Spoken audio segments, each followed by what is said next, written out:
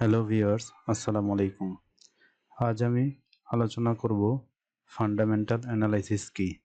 আমরা সব জায়গায় শুনি ফান্ডামেন্টাল অ্যানালাইসিস, কিন্তু আসলে বিষয়টা কি আজ আমরা জানব।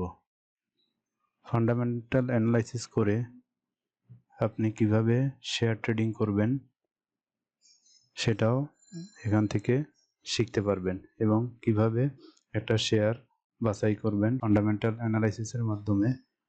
তা প্রথম থেকে শেষ পর্যন্ত আমার সাথে থাকলে সবকিছুই এই ভিডিওর মধ্যে জানতে পারবেন। আমি এখানে মূলত ফান্ডামেন্টাল অ্যানালাইসিস নিয়ে আলোচনা করব।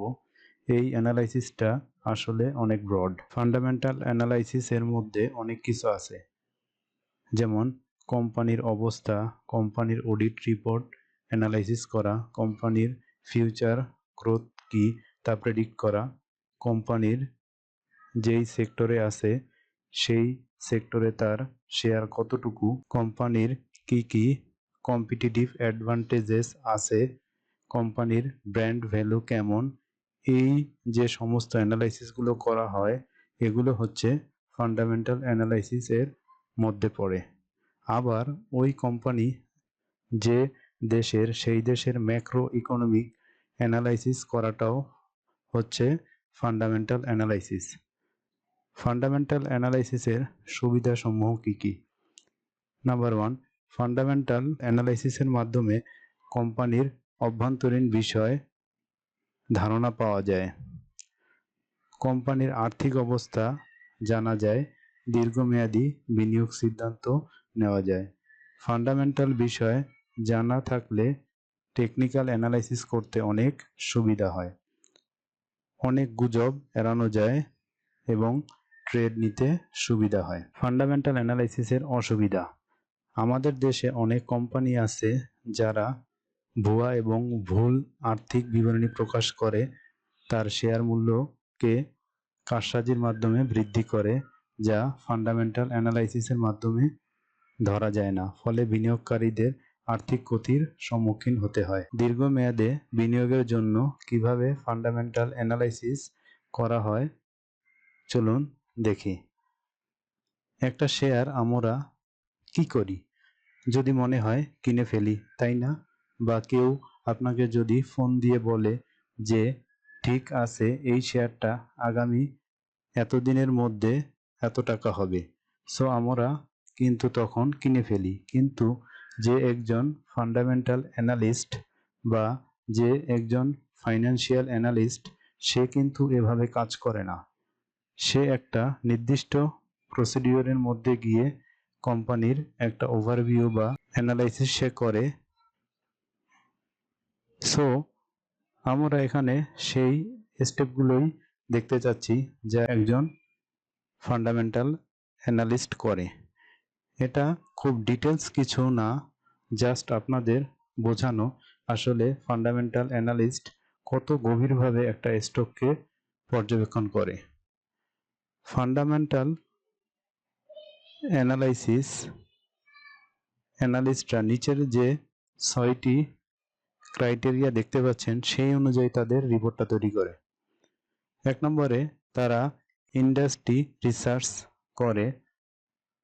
তারা ওই কোম্পানির আরও যারা কম্পিটিটিভ আছে বা ওই ইন্ডাস্ট্রির ট্রেন্ড আসলে কেমন, কিংবা ফিউচার গ্রোথ কেমন হতে পারে, এগুলো ঠিক আছে কিনা তা তারা দেখেন।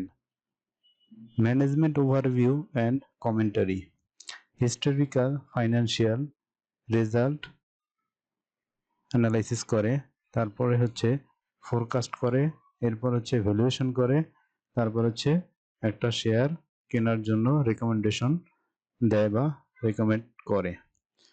তারপর তারা ওই স্টকটা বাই বা হোল্ড এই রেকমেন্ডেশন করে। সো আমরা একটু ডিটেলস দেখি তারা জিনিসটা কিভাবে করে।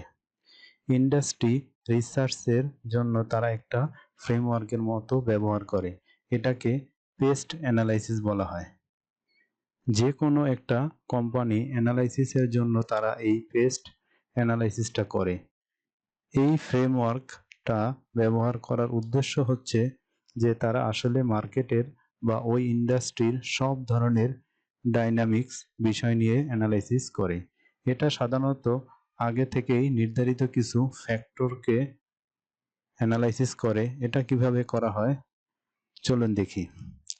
তারা অ্যানালাইসিস করেন হচ্ছে যে পলিটিক্যাল ফোরকাস্টিং, যে সামনে পলিটিক্সের কি সিচুয়েশন হতে পারে, পলিটিক্যালি কোন ধরনের বিরোধী দলের কার্যক্রম শক্তিশালীভাবে বাজারকে বা ওই দেশের ইকোনমিকে প্রভাবিত করতে পারে কিনা বা কোনো সম্ভাবনা আছে কিনা তা তারা অ্যানালাইসিস করেন।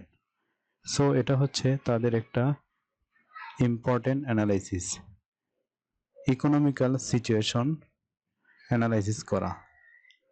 একটা দেশের ম্যাক্রো ইকোনমিক্যাল সিচুয়েশনটা বর্তমানে কি বা ভবিষ্যতে কি হতে যাচ্ছে, অন্যান্য ইকোনমিক্যাল কন্ডিশনগুলো কি বা কেমন তা অ্যানালাইসিস করে। সোশ্যাল ফোরকাস্টিং করে, সোশ্যালি কোনো খারাপ পরিস্থিতি সৃষ্টি হওয়ার সম্ভাবনা আছে কিনা তা তারা অ্যানালাইসিস করে। টেকনোলজিক্যাল ফোরকাস্টিং মানে হচ্ছে যে নতুন কোনো টেকনোলজি এসে ওই কোম্পানির বাজারকে সরিয়ে দিতে পারে কিনা, অথবা এমন কোনো অটোমেশন সিস্টেম চলে আসলে ওই কোম্পানির বিজনেস কি মার খেয়ে যেতে পারে কিনা, এটা তারা অ্যানালাইসিস করে। সো এই ফ্রেমওয়ার্কের মধ্যে তারা ইন্ডাস্ট্রি রিসার্চ করে। তারপর তারা যে জিনিসটা দেখে সেটা হচ্ছে ম্যানেজমেন্ট ওভারভিউ। এটা খুবই গুরুত্বপূর্ণ একটা জিনিস, যে একটা কোম্পানির কোয়ালিটি ম্যানেজমেন্ট আছে কিনা।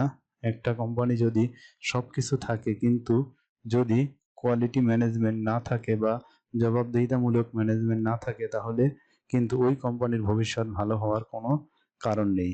এজন্য ইকুইটি অ্যানালিস্টরা ম্যানেজমেন্টে যারা আছে তাদের সাথে বিভিন্ন ধরনের যোগাযোগ রক্ষা করে এবং তাদের বিভিন্ন ধরনের সাইট ভিজিট করে, বিভিন্ন অকেশনে যায় এবং ম্যানেজমেন্টে যারা আছে তাদের প্রোফাইল চেক করে যে তারা আসলে অনেস্ট কিনা বা তারা এই কোম্পানি চালানোর জন্য যে কোয়ালিফিকেশন প্রয়োজন সেটা তারা হোল্ড করে কিনা ইত্যাদি চেক করে।